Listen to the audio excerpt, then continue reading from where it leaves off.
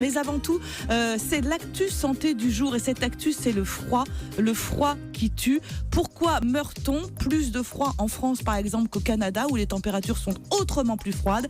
Eh bien la réponse est un réveil des consciences avec le professeur de médecine Jean-Louis San Marco. Allô Europe 1, J'ai une question à vous poser. 10h midi. Allô Elena? Elena Morna. Bonjour professeur San Marco. Bonjour.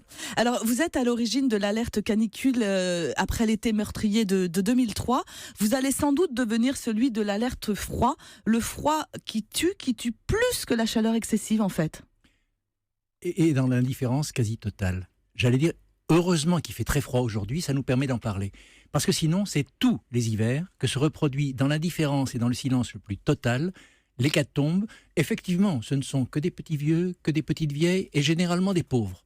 Parce qu'ils ne peuvent pas se protéger. Et les personnes fragilisées quand même. En général, mais j'insiste Malades. là-dessus, donc des gens, excusez-moi du cynisme, sans intérêt.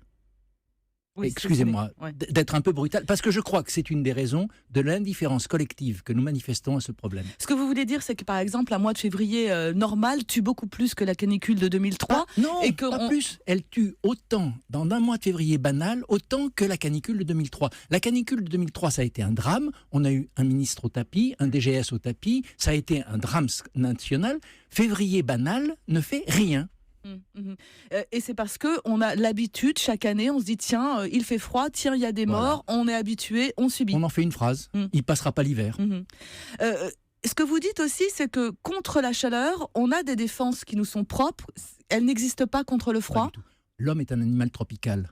Il se défend parfaitement bien contre la chaleur. Certes, ces défenses extrêmement puissantes peuvent être dépassées. Ses consommateurs d'eau, il faut lui fournir. Ses consommateurs d'énergie, il faut le lui fournir. Mais il y a un bon système de défense. Contre le froid, rien. Et la seule chose qu'on puisse essayer de faire, c'est de réduire nos pertes en réduisant la circulation au niveau des extrémités. Au niveau des mains, ça marche. Quand il fait froid, vous avez les mains blanches parce qu'elles n'ont peu ou pas de circulation. Même chose au niveau des pieds. Si on faisait la même chose au niveau de votre cerveau, vous seriez dans le coma. Donc il n'y a pas de protection de ce niveau-là. Et vous sortez tête nue.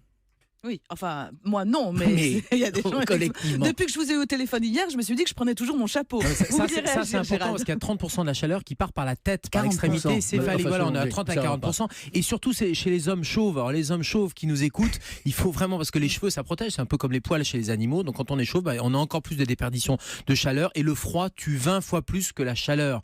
Tue 20 fois plus que la canicule. Surtout par mortalité cardiovasculaire. Voilà pourquoi c'est les gens qui sont les plus fragiles. C'est des gens qui sont hypertendus, qui ont des antécédents d'AVC, qui ont des problèmes d'insuffisance coronarienne. Ça resserre les artères. Le froid, ça vasoconstricte. Ça resserre les artères. Et donc, du coup, il y a moins de sang qui arrive et moins d'oxygène. Ce que je voudrais comprendre, c'est qu'est-ce qui cloche en France? Pourquoi on meurt plus du froid ici qu'en Allemagne ou au Canada où il fait beaucoup plus froid? Manque de conscience.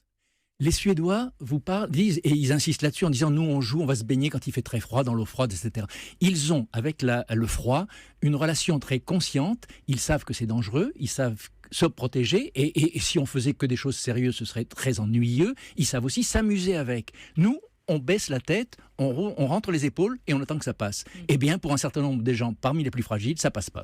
Alors, quelles sont les mesures que pourrait prendre l'administration pour nous en protéger? Que pouvons-nous faire, nous? Comment nous éduquer justement contre ce froid?